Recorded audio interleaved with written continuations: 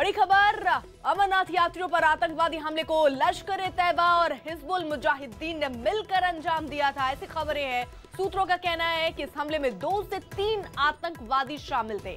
हमला करने वाले सभी आतंकवादी लश्कर के थे, लेकिन उन्हें स्थानीय सपोर्ट हिजबुल मुजाहिदीन के आतंकियों ने दिया। आतंकवादी बस के भीतर घुसना चाहते थे ताकि ज्यादा से ज्यादा यात्रियों को नुकसान पहुंचाया जा सके। सूत्रों का यह भी कहना है कि आतंकवादियों ने 2 से 3 दिन इस पूरे इलाके की रेकी की थी। आतंकवादी ये जानना चाहते थे कि आखिर कौन सा वाहन बिना सुरक्षा घेरे के निकलता है। बताया गया है कि श्रद्धालु को लेकर कुछ बसें बिना सुरक्षा घेरे के निकल रही थी। पवन, क्या जानकारी?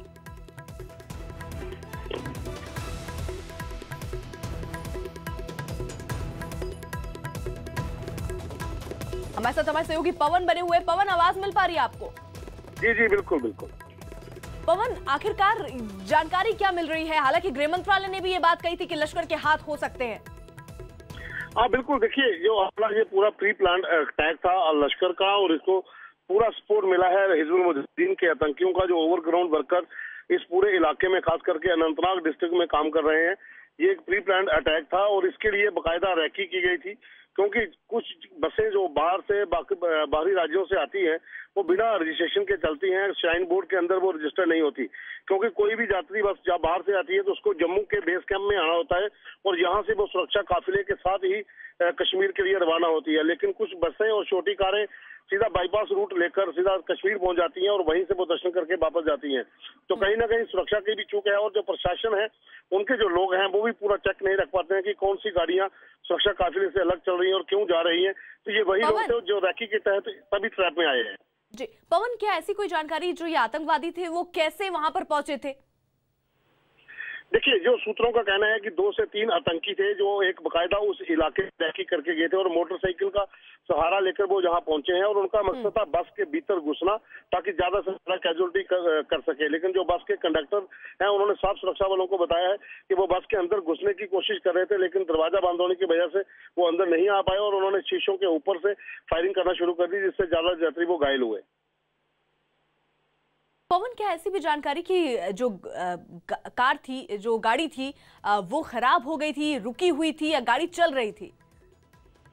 देखिए, जो पहले जो सामने आ रहा था कि गाड़ी काफिले के साथ ही और वो टायर पंचर होने के बाद रुक गई थी, लेकिन कहीं भी उस बस की रजिस्ट्रेशन नहीं है कि वो किसी काफिले के साथ ही, क्योंकि काफिले के साथ जो भी बस होती है अगर वो खराब भी हो जाती है तो पूरा काफिला रुक जाता है, वो आगे नहीं बढ़ता है जब तक सभी गाड़ियां साथ नहीं चले। शुक्रिया पवन। तो अनंतनाग में अमरनाथ यात्रियों पर हुए आतंकी हमले के बाद गृह मंत्री राजनाथ सिंह ने गृह सचिव और आईबी प्रमुख को तलब किया। गृह सचिव और आईबी प्रमुख आज सुबह 11 बजे गृह मंत्री से उनके निवास पर मुलाकात करेंगे। बैठक में राष्ट्रीय सुरक्षा सलाहकार अजीत डोभाल, रॉ प्रमुख और सीआरपीएफ के डीजीपी शामिल होंगे। अमित, क्या खबर?